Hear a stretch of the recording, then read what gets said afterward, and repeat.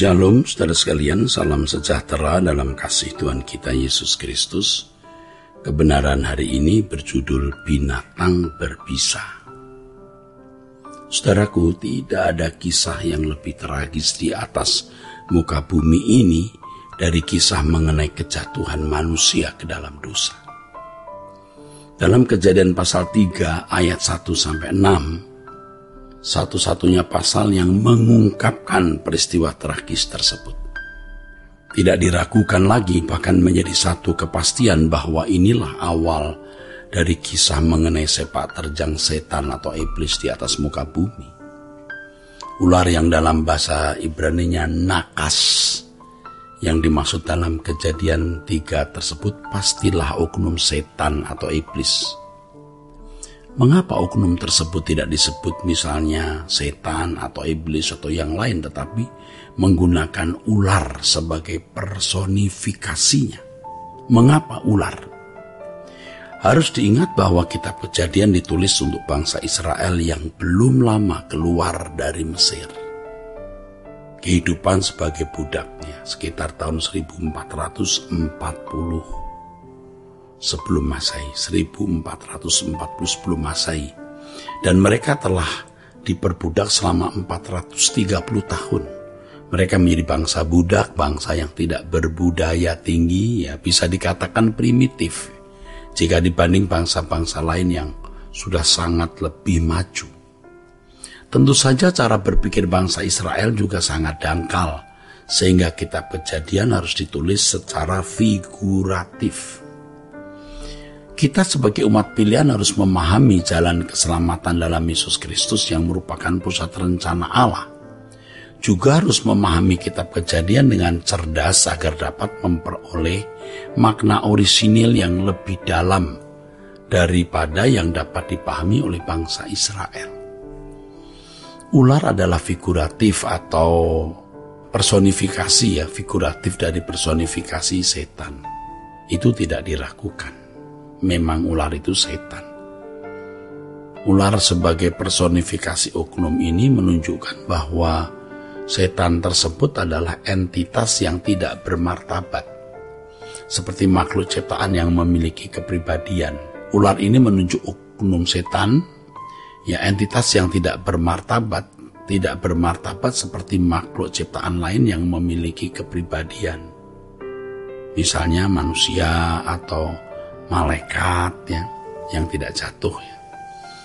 Setan atau iblis ditampilkan sebagai ular yang berarti sejajar atau disejajarkan dengan binatang. Hal ini jelas merupakan sebuah pernyataan bahwa oknum itu memiliki martabat yang lebih rendah atau tidak bermartabat dibanding dengan manusia atau makhluk surgawi lainnya. Hal ini terjadi atas diri setan atau iblis sebab ia memberontak kepada Allah. Dalam kitab Wahyu muncul satu entitas yang dalam bahasa Indonesia diterjemahkan dengan kata binatang. Binatang.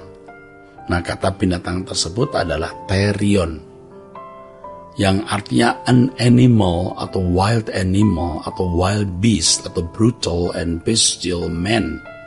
Binatang-binatang brutal, ganas. Dalam Alkitab terjemahan bahasa Inggris yang diterjemahkan the beast, menunjuk binatang yang buruk rupa dan biasanya dipahami jahat. Binatang ini pasti menunjuk kuasa gelap, yaitu setan atau iblis. Binatang tersebut ditampilkan sebagai sosok utama yang memiliki peranan sangat besar dalam dunia kegelapan yang merusak kehidupan. Di bagian lain dalam kitab Wahyu digambarkan sebagai naga, naga, yang dalam bahasa aslinya Drakon Megaspuros. Drakon Megaspuros yang artinya naga besar yang warnanya merah. Penggambaran atas oknum setan tidak dapat disejajarkan dengan penggambaran anak Allah atau Yesus sebagai anak domba yang disembelih. Yesus adalah anak domba yang disembelih menunjuk kepada kesediaannya sebagai korban penghapus dosa. Anak domba yang disembelih adalah penggenapan dari tindakan kurban penebusan yang ada dalam perjanjian lama. Lagi pula anak domba menunjuk kelemah lembutan dan kasih entitas yang tidak membahayakan dan tidak menakutkan. Nah, pada intinya saudaraku, ular adalah personifikasi setan atau iblis dalam Taman Eden. Ular menunjukkan tidak bermartabatnya oknum yang telah memberontak kepada Allah ini. Ular itu menunjuk betapa tidak bermartabatnya orang atau oknum atau entitas yang memberontak kepada Allah. Saudaraku sekalian, iblis digambarkan sebagai ular yang menunjukkan betapa berbahayanya oknum ini. Dari sejak zaman dulu ya sampai hari ini, saudara, ular adalah binatang berbisa yang membahayakan. Ular tidak pernah menjadi binatang peliharaan yang berzina. Kalaupun ada orang yang menjadikan ular sebagai binatang peliharaan, itu pun sangat langka dan tentu ular itu selalu sangat berbahaya.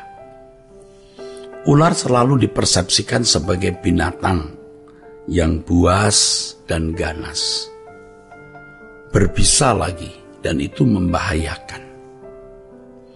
Ular lebih menunjuk oknum yang sama sekali tidak bersahabat. Nah, saudaraku, berbicara mengenai setan atau iblis, oknum ini tidak memiliki unsur atau nuansa kekeluargaan dan persahabatan. Ya. Berbicara mengenai setan atau iblis, tidak ada itu unsur persaudaraan atau persahabatan atau kekeluargaan, ya. Yang ada adalah kebencian dan permusuhan, ya. Jadi ular sebagai personifikasi dari setan itu sangatlah tepat. Karena jenis binatang ini adalah binatang yang sangat tidak bersahabat dengan manusia, berbisa dan sangat membahayakan. Ini bukan berarti kalau ada gambar ular selalu berarti setan atau iblis. Nehustan adalah ular tembaga yang dibuat Musa atas perintah Yahweh yang menjadi lambang Kristus. Seperti yang dikatakan dalam firman Tuhan, seperti ular dinaikkan Musa di padang gurun. Siapa yang memandangnya tidak akan mati, demikian pula Kristus naik di kayu salib, dan barang siapa percaya kepadanya beroleh keselamatan.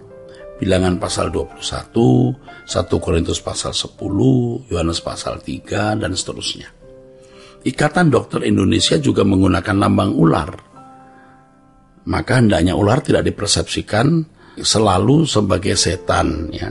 Sehingga ketika seseorang berobat ke dokter dipandang sebagai mengandalkan kekuatan kuasa gelap. Orang yang bergerak di bidang medis adalah orang-orang yang mengolah segala sesuatu yang bermanfaat bagi kesehatan manusia.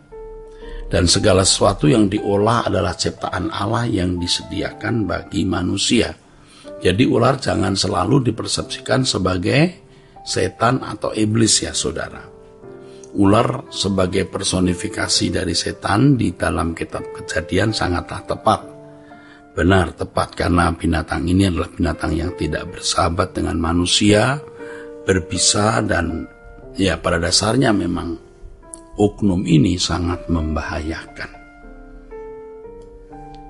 Jadi kita tidak ragu-ragu bahwa memang ular yang dimaksud di dalam kitab Kejadian itu, ya khususnya Kejadian pasal 3, memang oknum setan.